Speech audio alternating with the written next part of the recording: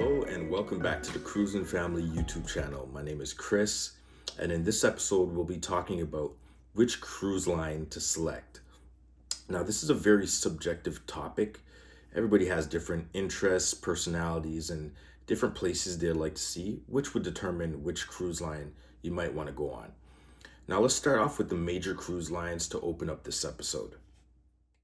Firstly, let's start off with Carnival Corporation and PLC.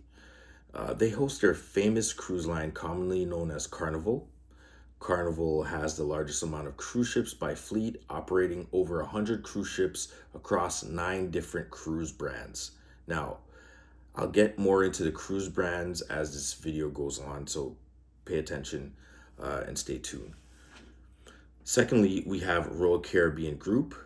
They host their famous cruise line, commonly known as Royal Caribbean International or Royal Caribbean, or just simply Royal.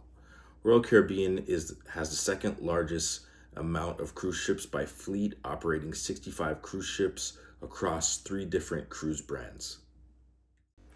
Thirdly, we have Norwegian Cruise Line Holdings. They host their famous cruise line, commonly known as Norwegian Cruise Line or just Norwegian or NCL. I think most people call it Norwegian or NCL, to be honest.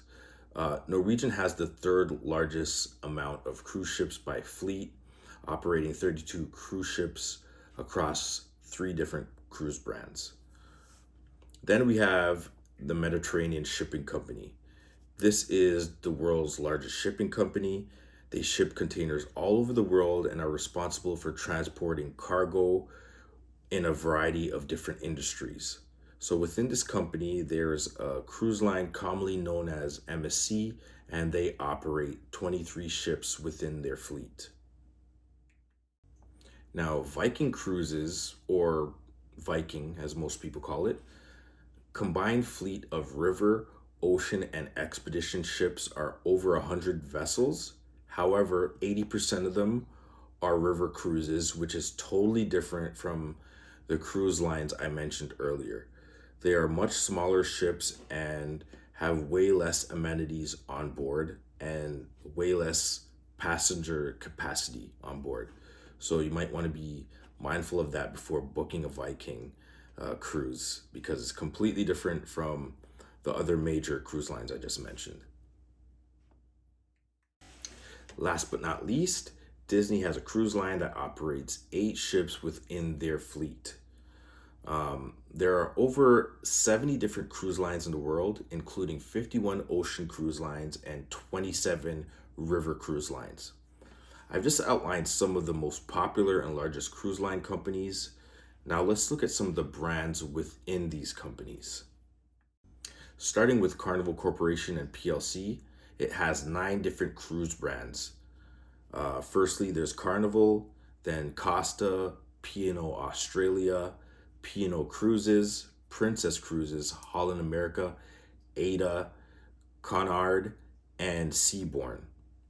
Now, when we talk about Royal Caribbean Group, they have 3 different cruise brands, starting with Royal Caribbean, Celebrity Cruises, and Silver Sea. Now over to Norwegian Cruise Line Holdings, they have Norwegian Cruise Line, Regent Seven Seas, and Oceania Cruises.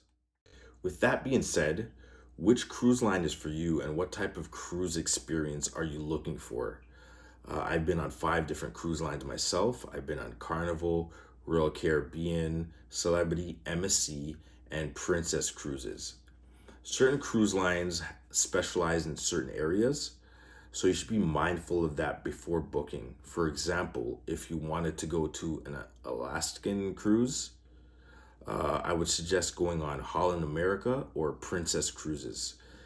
They specialize in that area and have a long and extensive history of going to Alaska. So those are cruise lines that you must look at when going to Alaska. That's just an example of different areas that these cruises operate in. If you're looking to go on a family cruise, I would suggest going on Carnival, Royal Caribbean, or Norwegian. This is for the many activities they have on board, the cruise destinations, and the kids zones these cruise lines offer. If you're sailing for the very first time, I would always suggest starting with Royal Caribbean and trying to go on an Oasis class ship. If you're not able to go on Royal Caribbean, then try going on a Carnival cruise ship in their XL class ships.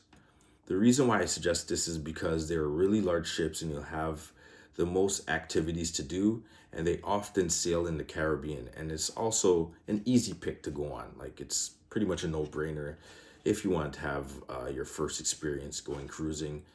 Carnival and Royal Caribbean on those class ships are excellent selections to go on. Now, if you're sailing with young children and are looking for something really affordable, check out MSC. They started sailing in 2021 here in North America after the restrictions were lifted on the pandemic. The vibe is going to be somewhat different than your typical Royal Caribbean cruise or Carnival cruise because the entertainment is slightly different. I mean, they're coming from Europe, so their entertainment doesn't often translate here in North America. But I feel like if they get their entertainment right and copy more of the North American style entertainment, they're gonna give Royal Caribbean a run for their money because their price is so competitive and their ships are absolutely stunning. It's just beautiful ships. So yeah, definitely check out MSC if you have toddlers or babies. It's a good ship to go on and to start off with if you just want to go cruising and hit up different destinations and go do some light excursions. MSC is perfect for that. This is just a fun fact before I end this video.